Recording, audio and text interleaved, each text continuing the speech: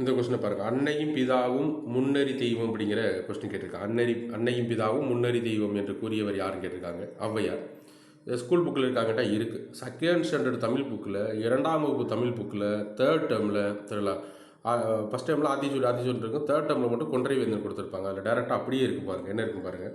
இன்னொரு கொஸ்டினில் பார்ப்போம். சரிங்களா, குற்றம் பார்க்கின் சுற்றம் இல்லை, அதாவது குற்றத்தை பார்த்தா சுற்றமே இருக்காது அப்படிங்கிறத அதுவும் கொன்றை வேந்தல் ஔவையார் சொன்னது. அதே மாதிரி இந்த வரியும் செகண்ட் ஸ்டாண்டர்டில் இருக்குது.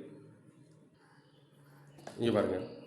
அன்னையும் பிதாவும் முன்னறி தெய்வம், தாயும் தந்தையும் கண்முன்னே காணும் தெய்வங்கள், ஊக்கம் உடைமை ஆக்கத்திற்கு அழகு, குறையாத ஆர்வமே முன்னேற்றத்துக்கு அழகு, எண்ணும் எழுத்தும் கண்ணென தரும், தெரியல, கணக்கும் மொழியும் இரு கண் போன்றவை, கைப்பொருள் தன்னின் மெய்ப்பொருள் கல்வி, சேமித்த பொருளை கல்வி உண்மையான செல்வம், தீராய் கோபம் பேராய் முடியும், நெடு நாள் கோபம் சிக்கலில் முடியும், நல்லிணக்கம் அல்லது அல்லல்படுதல், இணக்கமில்லாத நட்பு துன்பப்படும், நுண்ணிய கருமம் எண்ணி துணிக, சிறிய செயலாக இருந்தால் சிந்தி செயல்படுக, பொல்லாங்கு என்பவை எல்லாம் தவிர. இது மாதிரி எல்லாமே எங்கே இருக்குது?